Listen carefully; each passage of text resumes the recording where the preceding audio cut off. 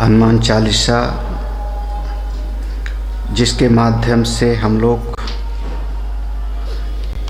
भगवान की चर्चा को सुन रहे थे। शुरुआत में गोस्वामी जी ने लिखा, वर्णो रघुबर विमल यश। मैं भगवान श्री राम के पवित्र यश का वर्णन करता हूँ और जिनकी महिमा का मैं वर्णन करता हूँ। अंत में इसको कहा, राम लखन सिय सहित हृदय बसहु सुरको। ये हुआ संपुट, इसको कहते हैं उपक्रम और उपसंहार।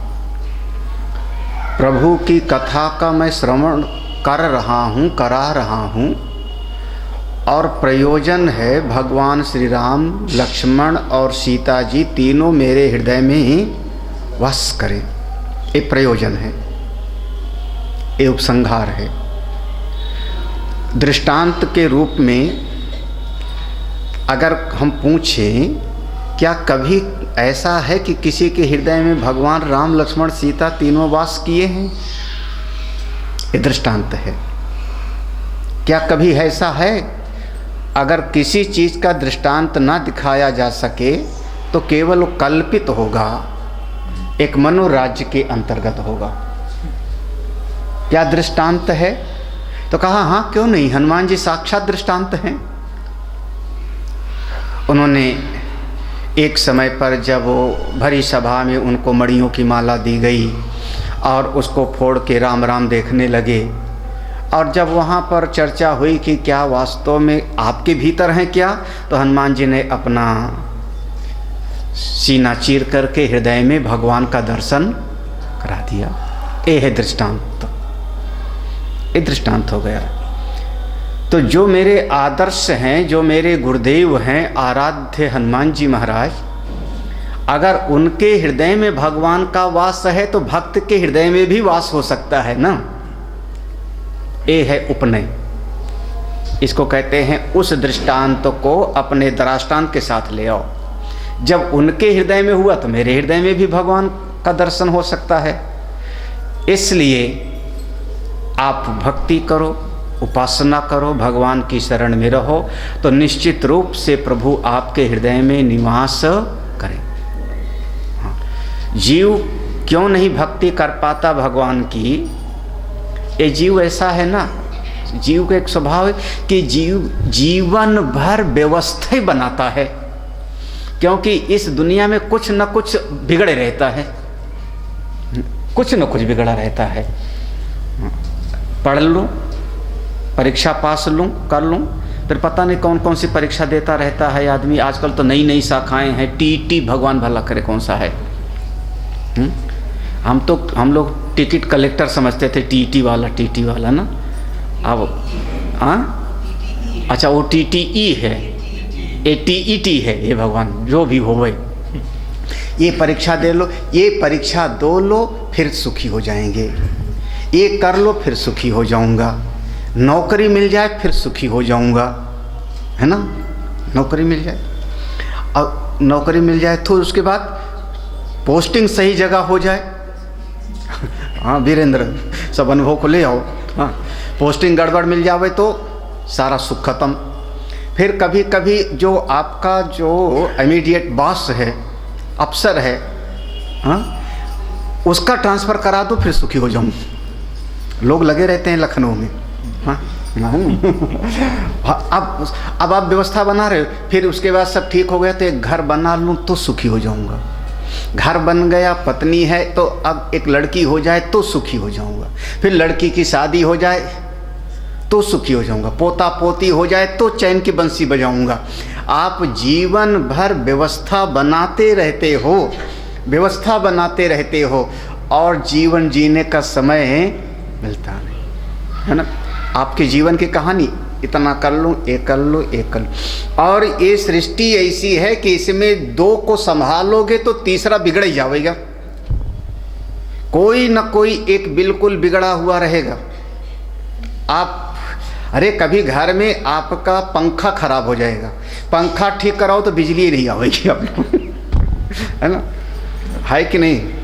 हाँ, पंखा ठीक करा लिया, बिजली है तो उस दिन पानी नहीं आवेगा, अब क्या करोगे? अब पानी, अब प्लम्बर के पीछे दौड़ो। हाँ हाँ, पानी आया तो पीछे नाली भर गई यहाँ पे अब पानी ज़्यादा आ गया तो नाली इतनी जाम हो गई। अब लोग ये सृष्टि में व्यवस्था बनाते रहोगे तो ये तीन तरह से जो दुख मिलता है, तीन तरह से, वो हमको परमात्मा की शरण में जाने नहीं देता, वो प्रतिबंधक है, वो हमको रोक लेता है। तीन तरह का दुख कौन सा? दैहिक, दैविक, भौतिक। हाँ, दैहिक, दैविक, भौतिक तापा राम राज काहुही ही नहीं। ठीक है ना? तो इस दैहिक माने शरीर में दुख मिलेगा तब आप साधना भजन नहीं कर पाओगे, दैविक दुख मिलेगा तब आप साधना भजन नहीं कर पाओगे। कैसे करोगे? या मानसिक दुख मिलेगा तो भी साधना भजन नहीं कर पाओगे। तीन प्रकार का दुख, और तीनों प्रकार से कोई ऐसी जड़ी बूटी मिल जाए कि जो तीनों दुखों को एक ही झटके में दूर कर देवे, ऐसा कुछ है नहीं अभी दुनिया में। हाँ, अस्पताल चले जाओ तो उसकी सब शाखाएं अलग अलग हैं। बड़े अस्पताल में तो जब कार्ड बन जाता है तो उसी कार्ड में हम सोचते हैं आँख भी दिखा लो, गला भी दिखा लो, घुटना भी दिखा लो, क्योंकि उसी पैसे में तो हर एक का अलग अलग होगा ना। तो उसके सामने जाके नंबर लगाए, उसके सामने जाके नंबर लगाए, तो एक डॉक्टर से काम नहीं चलेगा कि सब हो जावे। दुनिया में एक से सारा समाधान हो जाए ऐसा संभव नहीं है। ये जो तीनों प्रकार के ताप हैं, दैहिक, दैविक, भौतिक, ये तीनों से छूटने का अगर होवे मन तो एक चीज को साध लो। कौन? हमारे हनुमान जी।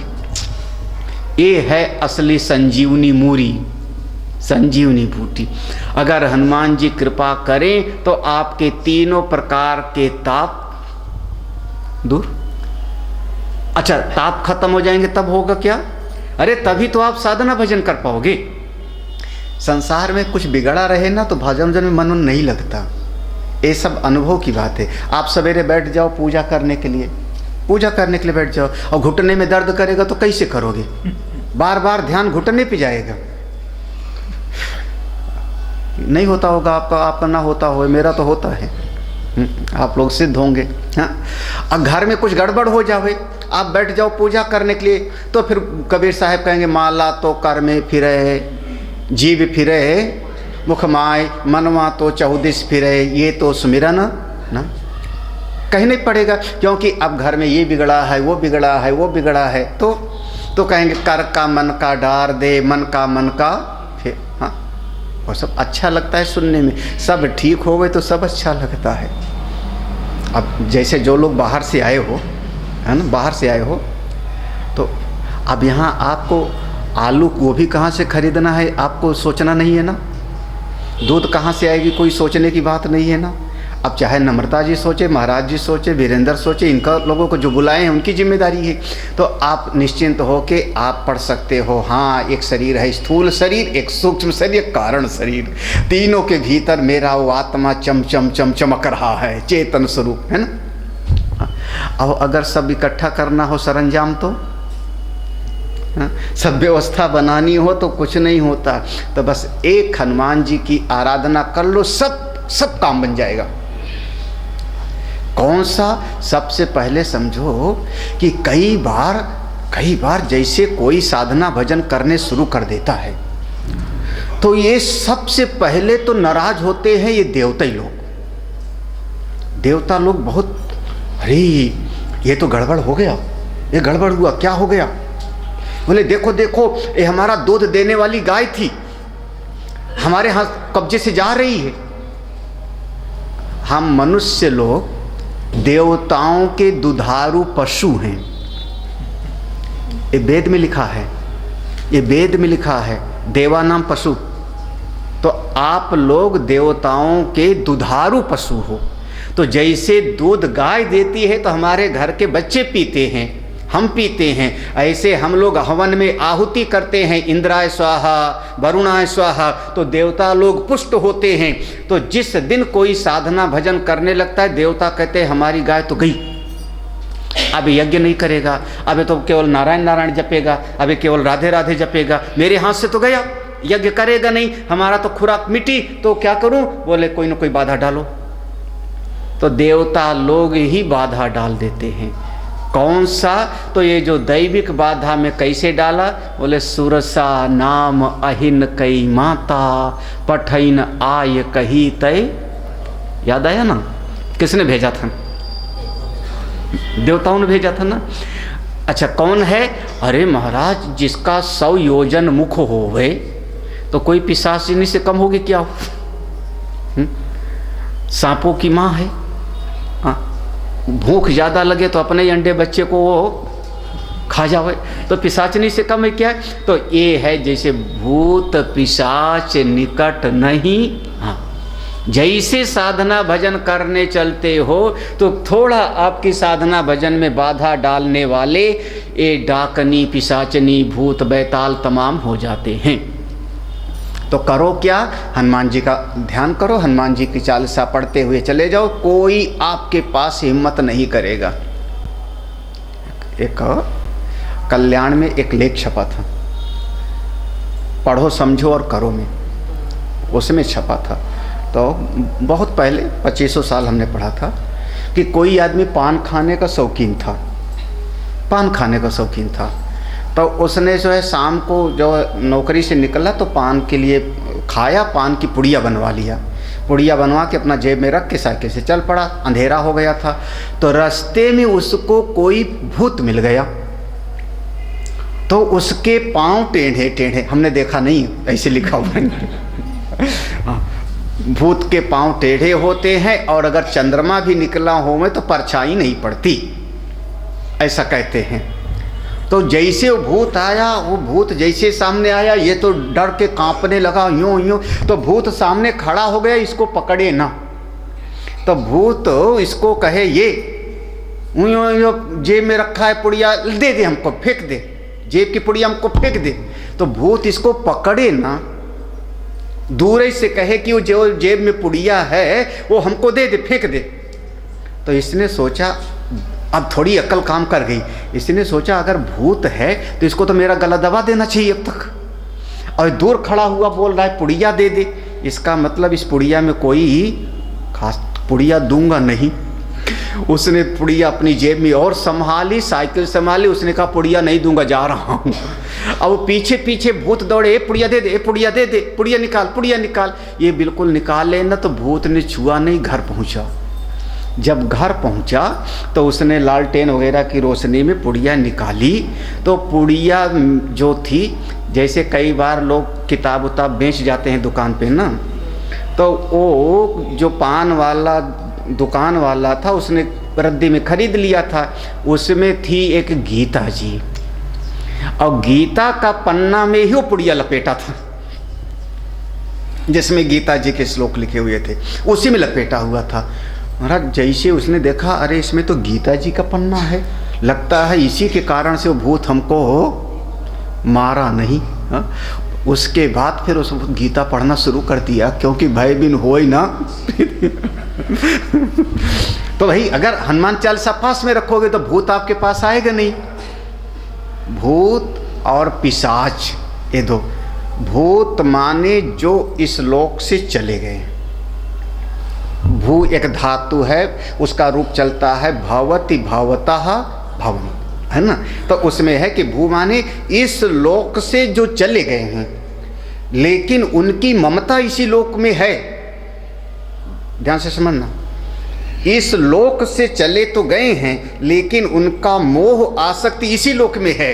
तो जब चले भी जाते हैं तो मुड़ के बार बार इधर ही देखते हैं, आते हैं, तो उनको हम कहते हैं भूत। भूत मतलब ये नहीं कि वो आपको सताएगा ही सताएगा, नहीं, वो आएगा। आप डर गए तो ये आपकी नासमझी थी ना, आप डर गए तो आपकी नासमझी थी, लेकिन वो आएगा। क्यों आता है? क्योंकि उसका मोह है, उसकी आसक्ति है, उसी घर में, उन्हीं बच्चों के बीच में, तो लौट लौट के वो वहाँ पर आता है। ज्ञान पाया नहीं, भक्ति भजन किया नहीं, और इस शरीर को छोड़ के चला गया। ममता थी तो आता है, तो उसको हम कहते हैं वो सूक्ष्म शरीर से, ठीक है, सूक्ष्म शरीर से, अतिदैहिक देह से। पिशाच उसको कहते हैं जिसकी चित्त वृत्ति इस जगत में थी, इस जगत में भी, कि कई बार जब किसी को सता न लेवे तो चैन न पड़े। कई बार कोई बच्चा होता है, देखो तो झूठ है, वो केचुआ वगैरह को कांटा चुभ होएगा, किसी न किसी का जो है तोड़ फोड़ेगा, काटे कूटेगा, है कोई न किसी किसी का स्वभाव। तो कोई मनुष्य, हमारे गांव में एक आदमी था महाराज जी, उसकी याद आ जाती कभी कभी, उसका गांव वाले नामे रख दिए थे मेड़ कटवा। मेड़ कटवा, वो खेत में जावे खुरपी लेकर के, तो जैसे इधर से मेड़ है तो अपनी तरफ ऐसे नीचे नीचे गोंड देता था, अपनी तरफ वैसे मेड़ काट दिया। मेड़ ऊपर से बना है तो ऊपर से जो है गिर गया तो उसका 2 इंची बढ़ गया जमीन। तो अपनी तरफ काटता है वो, अपनी तरफ काटे तो चक्रोट तुम्हारे में घुस आएगा बस, तो और क्या। तो अपनी तरफ ऐसे, तो ऐसे किसी किसी की आदत है कि वो आपको, वो गोस्वामी जी लिखा, जे बिनु काज दाहिने, दुष्ट प्रकृति का है ना वो। जब तक किसी को सता न ले उसको चैन नहीं पड़ता। और अच्छा साधना भजन किया नहीं और शरीर छूट गया, तो जैसी वासना थी उसकी, जैसा उसका कर्म था, तो शरीर छूटने के बाद भी तो वैसे करेगा ना, तो वो उसकी चित्तवृत्ति हो जाएगी अब सताने की। उसको अंग्रेजी भाषा में नाम देंगे वैम्पायर, ऐसे कुछ कहते हैं, है ना। फिर जब तक किसी का खून ना पिए उसको चैन नहीं मिले, उसको पिशाच कहेंगे। हाँ, पिशाच का काम होगा वो जबरदस्ती दूसरे को सता के सुखी होगा। भूत सता के सुखी नहीं होता। भूत का काम है जहाँ ममता है, मोह है, वहाँ वो बार बार लौट के आएगा।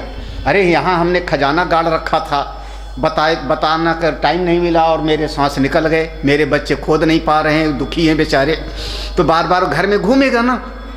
क्यों? उसके दिल में है कि मेरा बेटा दुखी है, ममता है, तो आके घर में घूमेगा।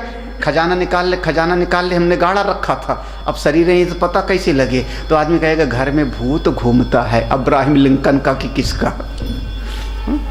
भूत और पिशाच, इनसे बचना है तो क्या करो, हनुमान चालीसा। भूत पिशाच निकट नहीं आवे, महावीर जब। कितनी आसान सी बात। हम लोग आगे बढ़ते हैं जी। तो देखो अब दैविक कष्ट, इसको कहते हैं दैविक कष्ट, दैविक है ना। तो दैविक कष्ट से छुड़ाने वाले कौन हो गए? हनुमान। तो दैहिक कष्ट, दैहिक माने शरीर का कष्ट कौन? नासय रोग हरें सब पीरा, जपत निरंतर पीरा। क्या बात है। अब इस बात पर तो हनुमान जी के विषय में तो स्वयं तुलसीदास जी ही प्रमाण हैं। वो कहते हैं, गोस्वामी तुलसीदास जी का एक बार हाथ में बहुत दर्द होने लगा, अतिशय दर्द हुआ। आज की भाषा में तो कहेंगे उसको किसी हार्ट वाले डॉक्टर के पास ले चलो, क्योंकि हाथ में दर्द है तो हार्ट अटैक हो सकता है। गोस्वामी जी ने फिर हनुमान जी की स्तुति किया, एक ग्रंथ लिखा, नाम हुआ हनुमान बाहुक, और उनके हाथ का दर्द दूर हो गया। तो नासय रोग हरें सब पीरा। दैहिक, देखो भूत पिशाच दैविक, और नासय रोग हरे सब पीरा कौन सा हो गया? दैहिक। बस एक बात है, ये मत कहना फिर दवा दारू दोनों करनी पड़ती है। एक दिन मैंने शायद बताया था कि ब्रह्मास्त्र बांधता तो है, लेकिन जब आप रस्सी लगाओगे तो ब्रह्मास्त्र अपने आप को फिर चला जाएगा, है ना, ऐसे कहा था ना, ठीक है ना। तो हनुमान जी की कृपा तो मिलेगी, लेकिन जब आप सबको संभालने लगोगी तो जो बड़ा वाला कहेगा करो के जाओ कर लो, फिर हमारी क्या जरूरत है, हम क्यों करें? आप क्या कहोगे? दवा भी कर लो, दारू भी कर लो। दवा दारू माने अस्पताल वाला भी कर लो, भजन वजन ये भी सब कर लो, सबको मना लो, जिससे काम बन जाए उसी कीजिए। हनुमान जी कहते नहीं, जपत निरंतर। भाई मेरी शरण में आओ तो सब छोड़ के आओ। सबको संभालने के चक्कर में आप हमको पा नहीं पाओगे। क्या कहूँ, अब गीता के श्लोक याद आ रहा है, रोकूं कि बोलूं? बोलूं तो तुमको याद ही है, खुद याद कर लो। सर्वधर्मान, तो सब छोड़ के आ जाओ, आप बोलिए। सर्वधर्मान, हनुमान जी यही कहेंगे, सब छोड़ के आओ मेरे पास में, तभी सबको मनाओगे। तो हम नहीं जानते फिर। संकट ते हनुमान छुड़ावे, मन क्रम बचन ध्यान जो लावे, सब पर राम तपस्वी राजा, तिनके काज सकल तुम सब। संकट, संकट ते संकट क्या है? संकट माने भौतिक कष्ट, दैहिक, दैविक, भौतिक, तीन शब्द प्रयोग किया ना। तो नासय रोग, हरे सब पीड़ा, दैहिक, दैविक, भूत पिशाच। तो भौतिक कष्ट कौन? इसी दुनिया के लोग जो आपको प्रतिकूल परिस्थिति देते हैं, इसी संसार में लोग, अड़ोसी पड़ोसी नाते रिश्तेदार के लोग जो आपको कष्ट दे रहे हैं, उसी का नाम हुआ भौतिक ताप यानी संकट। और क्या संकट है? हाँ, यही संकट है। कभी किसी ने आकर के गाली दे दिया, कभी किसी ने आके हमारे खेत में अपना पशु छोड़ दिया, कभी किसी ने कुछ हमारी चीज़ चुरा लिया, यही तो ना। कभी चोर आ गया, ये भौतिक कष्ट है। संकट कटे, जितना भौतिक तरह का ताप मिल सकता है, कष्ट, हनुमान जी की कृपा से वो भी छूट। तीनों हो गया, है ना? तीनों का संगति लग गई ना? हाँ, पक्का। दैहिक, दैविक, भौतिक, ये तीनों चौपाई में। आप हनुमान जी ऐसा क्यों कर सकते हैं जी? बहुत सारे भगवान हैं, हनुमान जी में इतनी कैसी शक्ति है? बोले अरे आपको ध्यान नहीं है, रामायण पढ़े नहीं क्या? सारी सृष्टि के चलाने वाले कौन? मेरे राम जी। उत्पत्ति करने वाले, स्थिति करने वाले, प्रलय करने वाले, सब करने वाले कौन? भगवान। सारे जगत का उद्धार करने वाले कौन? राम जी। सब पर करुणा करने वाले राम जी। और राम जी पर विपत्ति आवे तो सब पर राम, सब पर माने सबके ऊपर कौन है? राम जी। सब पर राम तपस्वी, सबके ऊपर तो राम जी हैं। और राम जी का कोई काम पड़े तो वो दिन के काज। अरे और तो क्या, एक ने तो पूरा गणासा उड़ासा तय कर लिया था, इनको बलि चढ़ाऊंगा, राम को भी लक्ष्मण को भी। एक गोरा गोरा, एक सांवला सांवला, है ना? बलि चढ़ाने के लिए तय कर लिया था ना, गणासा उड़ासा तय करके। हाँ हाँ, नहलाया धुलाया, लड्डू खिलाया, बस इनको चढ़ाता ही हूँ। तब कौन बचाया जाके? हनुमान जी। अच्छा, रावण का याद आ गया ना। तो फिर तो सारी सृष्टि का जो दुख दूर करते हैं, उन पर जब विपत्ति आती है तो हनुमान जी। तो इसलिए दुनिया का जितना सारा दुख है ना, ये सब हनुमान जी हमारे दूर कर सकते हैं। इसलिए विश्वास रखो, ये चौपाई है एक तरीके से आप हनुमान जी के अतिशय, उनकी महिमा का अतिशय बल का वर्णन करके। हाँ, इसको कहते कैमुतिक न्याय। जब भगवान राम को भी हनुमान जी की ज़रूरत पड़ी तो हमको भी उनकी ज़रूरत पड़ती है। हमको तो शरीर में कोई रोग नहीं है। देखो, अब हमको शरीर में कोई रोग नहीं, हमको कोई भूत पिशाच का भी डर नहीं है, ठीक है? दोनों हमारे रिश्तेदार भी सब ठीक हैं, परिवार मोहल्ला भी सब ठीक है, बाहर से भी कोई दुख नहीं। अब मैं हनुमान जी की शरण में क्यों जाऊं? मान लो हमको कोई दुख नहीं है, सब मोहल्ला भी ठीक, परिवार वाले ठीक, रिश्तेदार ठीक, हमारा शरीर भी ठीक, कोई ऐसा कोई भूत पिशाच भी नहीं, हम हनुमान जी की अब क्यों भजन करें? बोले कोई ना कोई तो मन में कामना होगी ना कि कुछ भी नहीं है। अरे परीक्षा ही पास करने की इच्छा है, चलो परीक्षा पास करने की इच्छा है, नौकरी लगने की इच्छा है, अरे कुछ नहीं तो लड्डू ही खाने का मन है, तो 2 लड्डू मिलेगा, खुश हो जाते थे। तो लड्डू खाने का मन है तो किसकी शरण में जाओ? और मनोरथ जो कोई ला, देखो जो भी कोई चीज़ चाहिए, अरे आप मैं वो तीनों प्रकार का ताप नहीं ना, दैहिक दैविक भौतिक कोई नहीं ना, कोई तो कामना होगी मन में, कुछ तो होगा। अगर कोई भी कामना है सब हनुमान जी की कृपा से पूरा हो जाएगा। सोई अमित, अमित माने जिसकी कोई तुलना ना होवे, सब का सब आपको मिल जाएगा। अगली चौपाई थोड़ा सा आपके लिए अजीब सी लगेगी। चारों जुग परताप तुम्हारा है प्रसिद्ध जगत। प्रसिद्ध माने प्रसिद्ध, ये अवधि भाषा है, प्रसिद्ध है। आपकी महिमा प्रसिद्ध है चारों युगों में। अब विचार ये करने का होगा कि हनुमान जी तो त्रेता युग में पैदा हुए थे, अंजनी और केसरी से, जब भगवान राम की लीला हुई त्रेता युग में। और लिखा क्या कि चारों युग में, तो सतयुग में हनुमान जी की कैसे महिमा थी? कभी गया ख्याल कि नहीं? सब कुछ उपाय है। चारों युग प्रताप तुम्हारा है प्रसिद्ध जगत उजियारा, साधु संत के तुम रखवारे।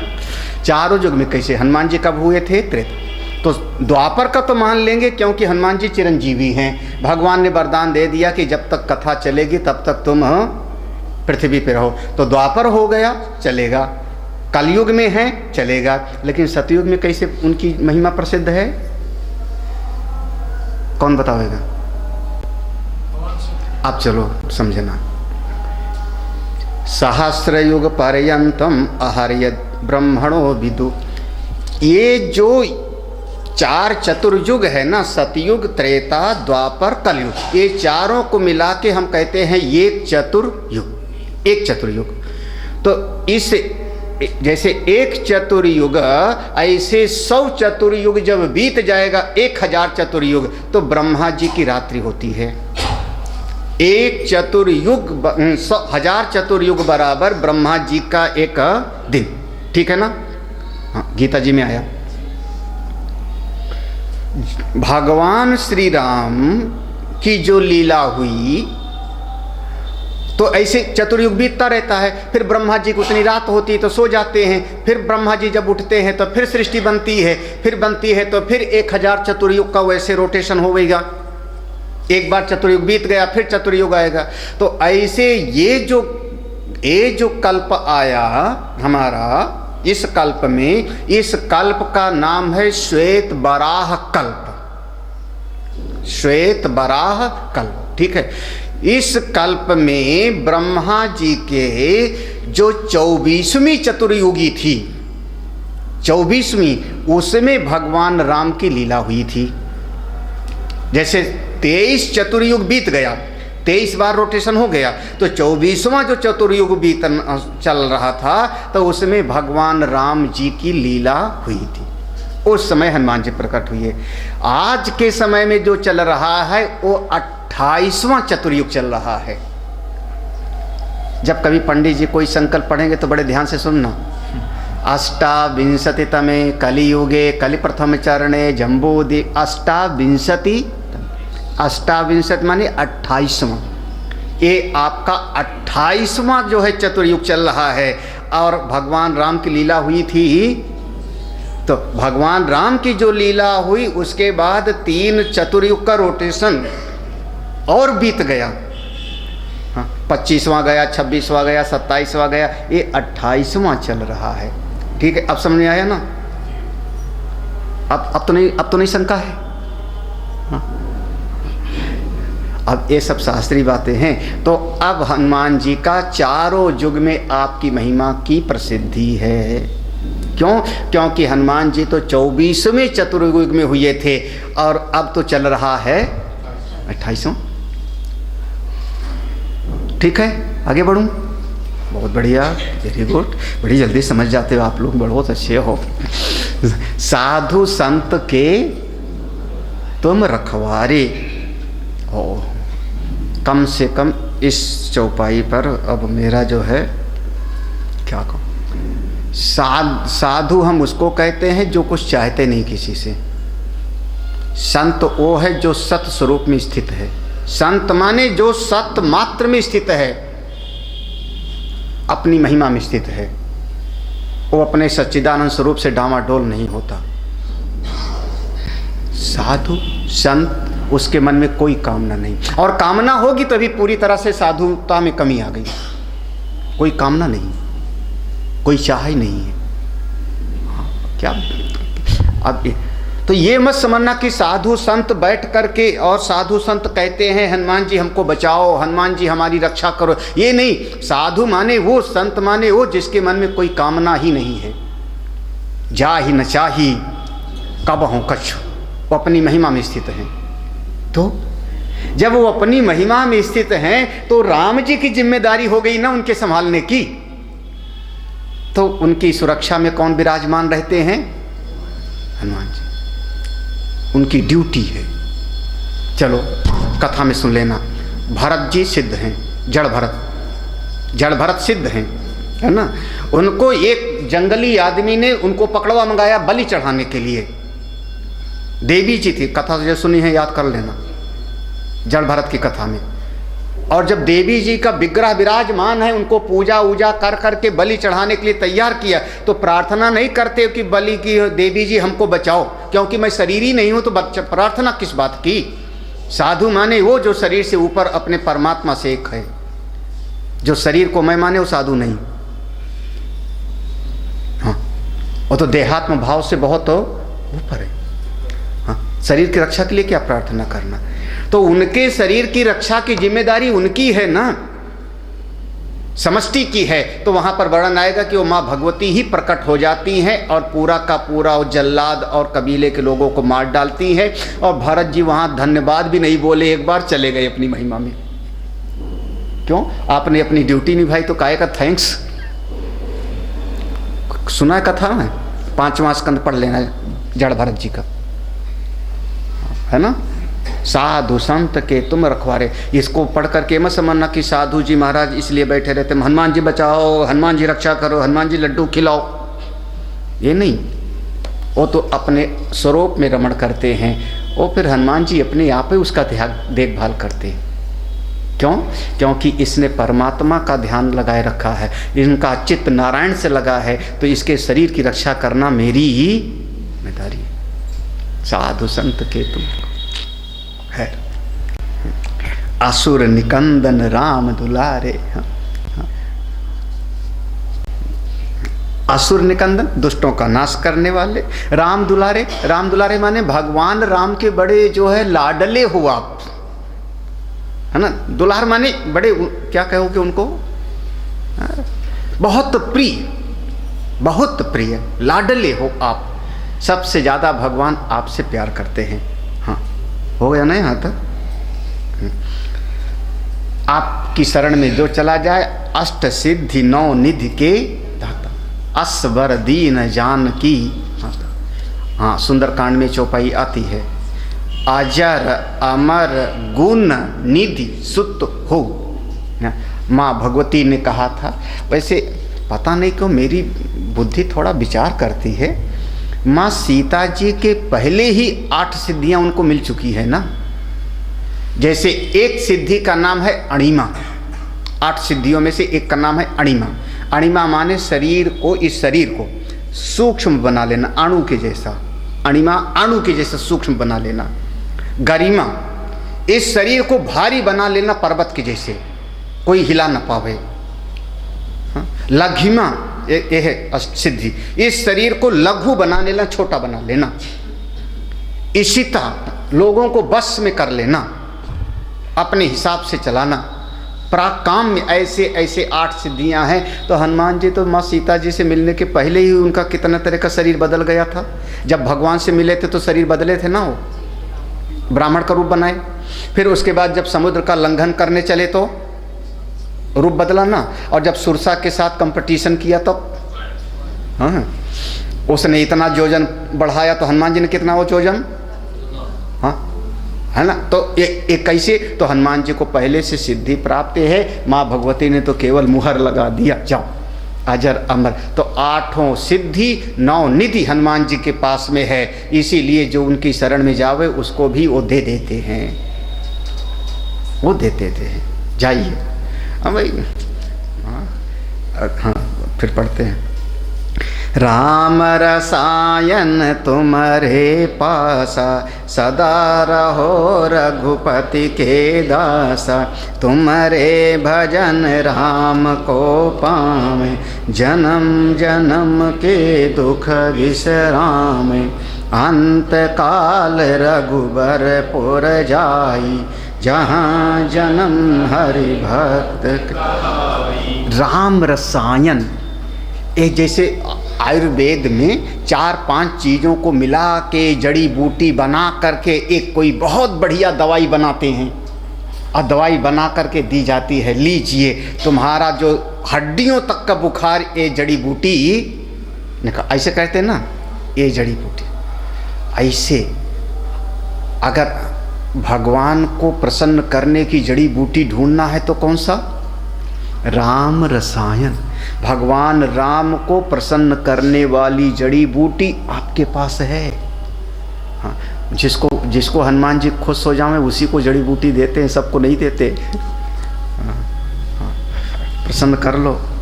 हाँ, सदा रहो रघुपति के। ऐसी कोई युक्ति आप बताओ। तुम्हारे भजन राम को पावे, कहते हैं हनुमान जी आपका जो भजन करे वो भगवान राम को प्रसन्न हो जाएगा, भगवान राम उसको मिल जाएंगे। ये बात तो बिल्कुल आसान है। अगर हमारा सेवक खुश हो जावे ना तो हमसे कोई भी हमारा सेवक खुश हो जावे तो मिला देगा। और हमारा सेवक नाराज हो जावे और आप हमसे मिलना चाहो, हाँ, तो गेटे पर कह देगा स्वामी जी अभी है ही नहीं। हाँ, और फिर हैं भी तो स्वामी जी का आज बहुत गर्म है, आज ना मिलो तो ही अच्छा है ना।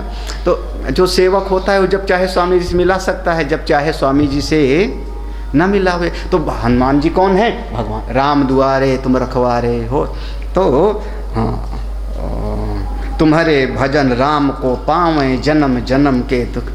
अब सब चौपाइयाँ आसान सी है, अपने आप पढ़ लो समझ जाएगा। अंतकाल अगर आप हनुमान जी का ध्यान करते करते शरीर छोड़े तो अंतकाल माने कौन सा?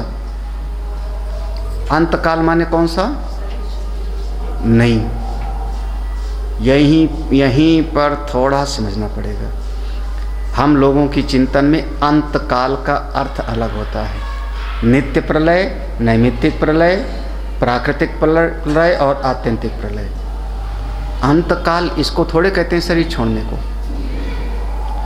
हम अंतकाल उसको कहते हैं ये जो जीव है इस शरीर में भटकते भटकते आया 84 लाख योनियों के बाद में।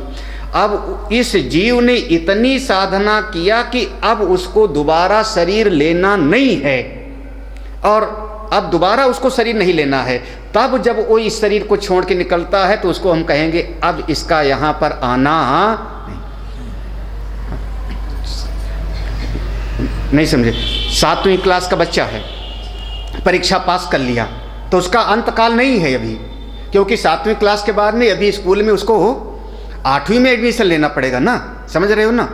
लेकिन अगर वो 8वीं तक ही विद्यालय है और 8वीं पास कर गया तो आप क्या कहोगे? अब यहाँ इस स्कूल में दोबारा वो हो, ठीक है ना, समझना दोनों को बात। तो 7वीं पास करके बाहर गया तो उसको आना पड़ेगा, तो अंतकाल नहीं हुआ ना। तो ऐसे ये जो जीव है अगर बार बार गया और आया तो इसका जो शरीर छोड़ना है वो अंतकाल नहीं है। अंतकाल माने क्यों? कौन सा? बोले ये जीव इस शरीर को ऐसा छोड़े कि दोबारा इसको किसी भी शरीर में आना न पड़े, ना देवता न पशु। इतने साधना किया कि नहीं, तब उसको क्या मिलेगा? रघुबरपुर साकेत वासी होगा। और अगर किसी शरीर में आना होगा तो फिर साकेतवासी कैसे होगा? अयोध्या में राम जी हैं साकेतवासी, वृंदावन होगा तो हम कहेंगे गोलोकवासी, है ना। आप इसको कह लो सामीप्य, सायुज्य, सालोक्य, सारूप्य। ये जो 4 प्रकार की मुक्ति है। मुक्ति माने वहाँ जीव जाएगा तो उसके बाद वो किसी और देह में नहीं आएगा, तो देह में आने जाने का उसका हो गया अंत। उस अंत काल में रघुपरपुर जाइए। समझे कि नहीं? नहीं समझ कुछ? हाँ, और अगर पुनः पुनः शरीर में आना है तो शरीर छोड़ने को हम अंतकाल नहीं। फिर हम कहेंगे शरीर छोड़ के मर गया, वो मर गया फिर पैदा होएगा, मर गया फिर पैदा होएगा, जन्मत मरत दुसह दुख होई। तो अंत माने वो कि फिर अब उसके कर्म का लेखा खत्म हो रहा है। इस शरीर, किसी भी शरीर में उसको आना नहीं। जहाँ जन्म हरि फिर कहाँ जाएगा? फिर वो भगवान की कृपा से। लेकिन कब होवेगा जी?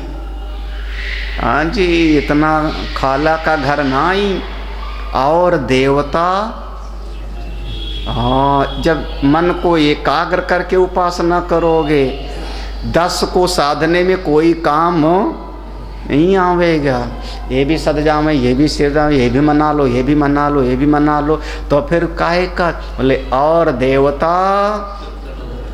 ये उपासना में एक निष्ठा उपासना होती है, एक निष्ठ। इसको अव्यभिचारिणी भक्ति, अनन्य भक्ति, नित्य भक्ति, ऐसे अलग अलग नाम कह लो। नित्य उपासना, अनन्य भक्ति, हाँ, चाहे जो कहना चाहो। अनन्याश्चिन्तयन्तो माम ये जना पर मयि एव मन आधस्व मयि बुद्धिम निवेशय। फिर भगवान कहेंगे माम एकम, क्या लिखा है? सर्वधर्मान परित्यज्य माम एक। वो एकम को भूल गए। एकम माने मेरी पास में आओ। अगर 10 जगह पर जाओगे तो फिर मैं साक्षी हूँ, मैं दृष्टा हूँ, फिर मेरी जिम्मेदारी खत्म, मेरी जिम्मेदारी खत्म। और देवता, एक निष्ठ साधना होगी तो आपका बेड़ा पार है। बिल्कुल सीधी सीधी कह रहा हूँ। और अगर आप सबको साधने के चक्कर में पड़ोगे तो फिर सबके साधने से फिर कुछ भी हाथ आता नहीं। ये विश्वविद्यालय की विद्या नहीं है कि इतिहास उससे पढ़ लिया, भूगोल उससे पढ़ लिया, साइंस उससे पढ़ लिया, मैथ्स उससे पढ़ लिया। ये विश्वविद्यालय वाली शिक्षा नहीं, ये तो एक निष्ठ की बात है।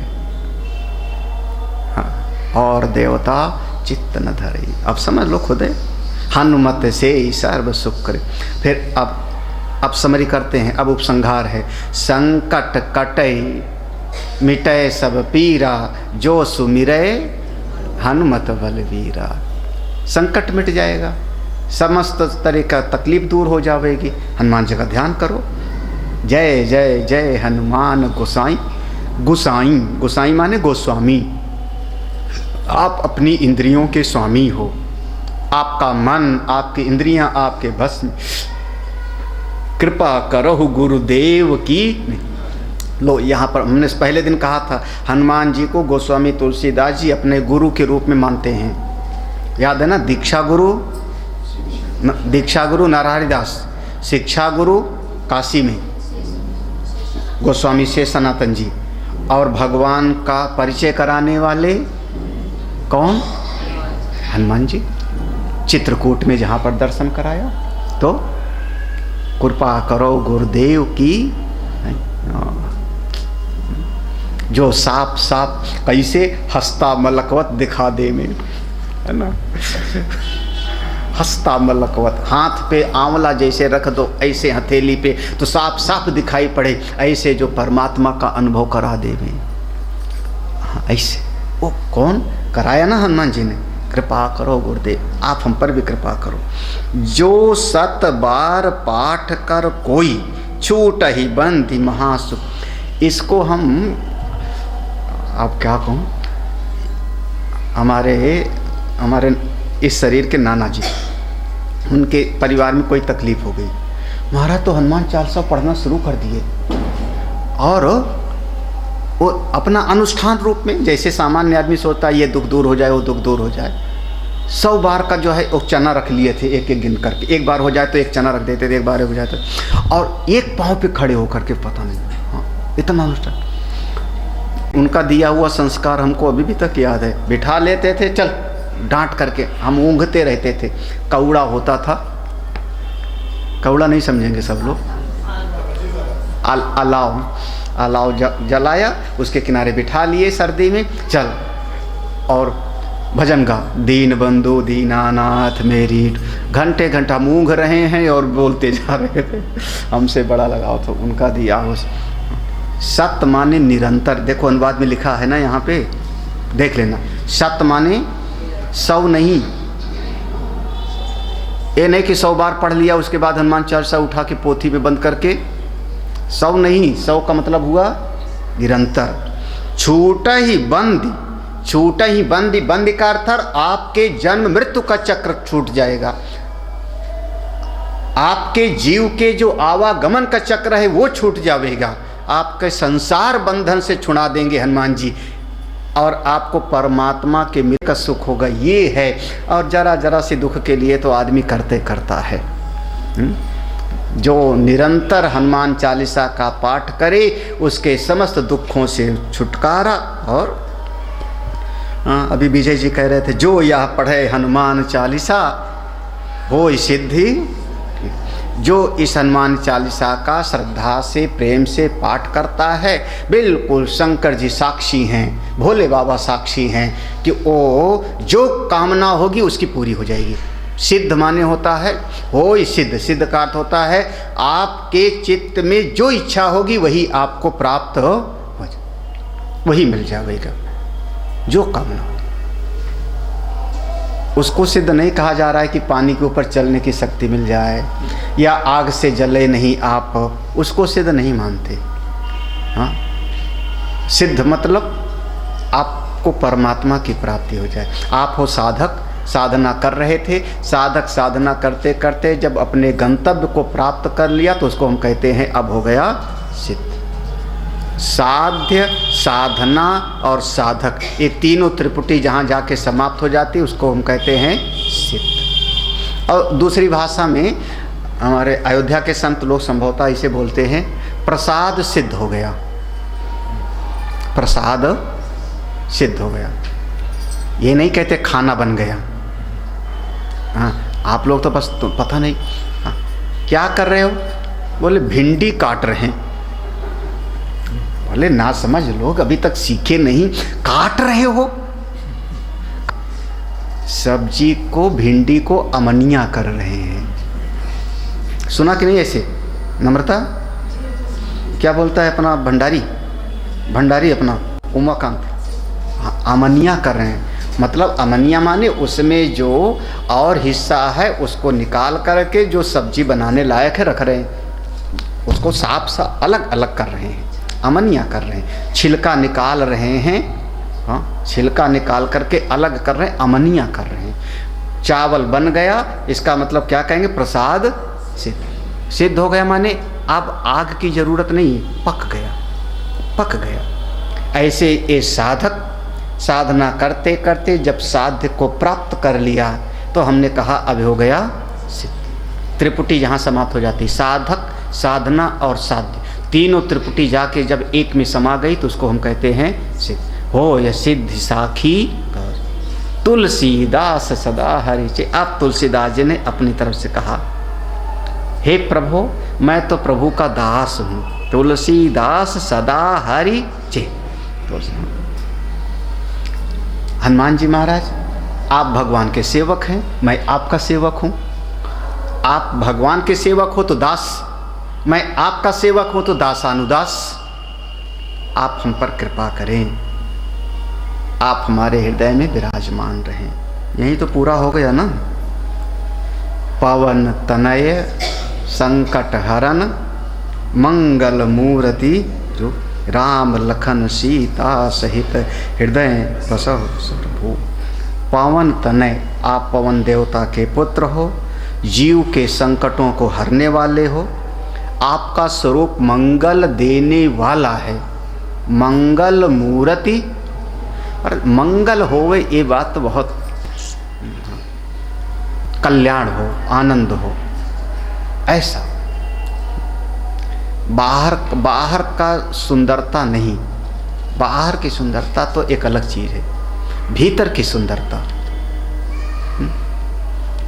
जीव का एक पता नहीं कहाँ से आ गया समाज में, अपने चेहरे को सुंदर बनाएगा, हाथ पांव को मजबूत बनाएगा, जिम जा करके कर रहा है।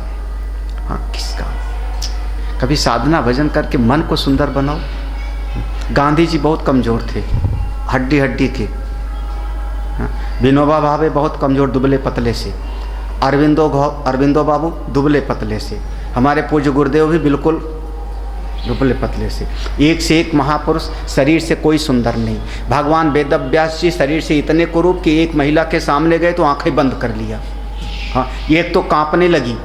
तो ये कोई अष्टावक्र महाराज ऐसा उनका शरीर कि जब चलें तो 8 जगह से उनका शरीर टेढ़ा मेढ़ा, यही ना। तो शरीर का क्या बात है। एक ऐसी महिला हाँ, जो अगर घर से बाहर निकल जाए तो उसके शरीर से मछली की गंध आया करती थी। मछली की गंध उसके देह से आती थी। नाम ही पड़ा उसका मत्स्य गंधा। पूज्य पथिक जी महाराज का वहाँ आश्रम है कालपी में। हाँ, वो तो पराशर ऋषि की कृपा मिली तो उसका नाम पड़ गया योजन गंधा। मत्स्य गंधा को फिर योजन गंधा संत की कृपा से, और बाद में फिर उसका जो है सत्यवती के नाम से विवाह हुआ। शरीर का मंगल मूर्त माने मंगल मूर्त माने जो जीव को सुख दे, कल्याण करे। बाह्य सौंदर्य नहीं, भीतरी की चीज। और कई बार आप अनुभव करो, दक्षिण भारत में जाके देखो, दक्षिण भारत में जिस भी मंदिर में जाओगे, पूरे मंदिर में, ये मत समझना वहाँ के लोग ना समझें, पूरे मंदिर में घूमना, बड़े से बड़े मंदिर रामेश्वर मदुरई में हजारों मूर्तियां हैं, सुंदर सुंदर, एक दो नहीं हजारों की संख्या में मूर्तियां होंगी, सुंदर से सुंदर होंगी। लेकिन जो मुख्य भगवान हैं उनकी मूर्ति काले काले पत्थर की होगी, सब ब्लैक स्टोन में। चाहे तिरुपति बालाजी हों, चाहे मीनाक्षी देवी हों, कन्याकुमारी हों, क्या जब हजारों मूर्तियां वो बरामदे में लगा रखे सुंदर से सुंदर, तो क्या देवी जी की मूर्ति बढ़िया नहीं बना सकते थी? नहीं देखा होगा, देखो जा करके। हाँ, सब ब्लैक स्टोन में बनेंगे मुख्य मूर्ति। हाँ, जगन्नाथ स्वामी कितने सुंदर हैं, और से बड़े बड़े। हाँ, उनके हाथ में उंगली नहीं दिखाई पड़ती, ऐसे ऐसे ऐसे फैला है ना। सुंदर है क्या? बाहर से बोले, बाहर से नहीं, वो परमात्मा है, वो परमेश्वर है। वो हाथ फैलाए बुला रहे हैं, आओ मेरे पास में। कहाँ संसार में भटक रहे हो, लेकिन करें क्या? बुलाते तो हैं हाथ फैला के, आओ मेरे पास में। और दुनिया वाले उधर उधर, ये घर परिवार दुनिया, तो बेचारे भगवान देखते देखते उनकी आँख फैल गई, बड़ी बड़ी हो गई। बताओ, आए थे हरिभजन को करके आ रहे हैं सब। हाँ, तो उनका एक एक स्वरूप मंगल मूर्त। मंगल मूर्त माने जिनका, अपने हनुमानगढ़ी के हनुमान जी वो भी तो इसे हैं ना। आप बाहर से मत देखो, वो जीव का परम कल्याण करने वाले मंगल मूर्ति, जो स्वयं आनंद में है और दूसरे के भी जीवन को मंगलमय बना देंगे, वो हमारे हनुमान जी का स्वरूप है। हे महाराज, आप ऐसी कृपा करिए कि राम लखन सीता तीनों के साथ आप हमारे हृदय में निवास करिए। बोले सच्चिदानंद भगवान की जय, वृंदावन बिहारी लाल की जय, हनुमान जी महाराज की जय। हनुमान चालीसा तो पूरी हो गई, बस इतना ही था सुनाने का हनुमान चालीसा। और हमको ऐसा लगता है कि शायद हमने कभी पढ़ाया नहीं है, हमको याद नहीं आ रहा है कि हनुमान चालीसा पढ़ाया हो। तो जो सुनाना था भगवान की कृपा से, बहुत कुछ है, आप पढ़िए, समझिए, पाठ करिए, हनुमान जी महाराज की कृपा मिले आप सब पर। और शाम का सत्संग आज विश्राम ले रहा है। कम से कम अवध धाम में 7 दिन रह तो लिए। ये मोक्षदायिनी नगरी है। हाँ, 7 पूरी मोक्षदायिनी हैं, जिसमें सबसे पहला नंबर हमारे अयोध्या का। बहुत कम लोग होंगे जो 5-6 दिन लगातार रहे हों। दर्शन करने के लिए जब कोई आता है तो 1 दिन के लिए आया, 2 दिन के लिए आया और यहाँ से दर्शन करके चला गया, है ना। दूर से भी आता है तो 1 रात रुका, दर्शन किया, चला गया। सरजू जी में स्नान किया, हनुमान जी का दर्शन किया, कनक भवन जन्मभूमि चला गया। 7 दिन तक निवास करना, पहली बार 5 कोस के अंदर हम 7 दिन। हाँ, मेरे ख्याल में गुप्तार घाट भी नहीं आता ना 5 कोस के अंदर, नहीं है ना। वो जो रेजिमेंट वाला है वो नहीं आता ना, तो वहाँ तो रुके हैं पंचकोश में हम ना, वहाँ उस समय रुके थे जब साधना शिविर हुआ था। 14 कोसी में है, हाँ, पंचकोशी में नहीं है। ये रानोपाली से घूम जाता है। अच्छा, अब देखो तो कम से कम आप लोगों की मेहरबानी से हम भी 7 दिन पंचकोश के अंदर रह लिए अवध धाम। आप लोग तो संतों के आश्रम में रहे। 5 कोस की बात भी कर रहे हैं हम सुबह, 5 कोस में रहने वाला तो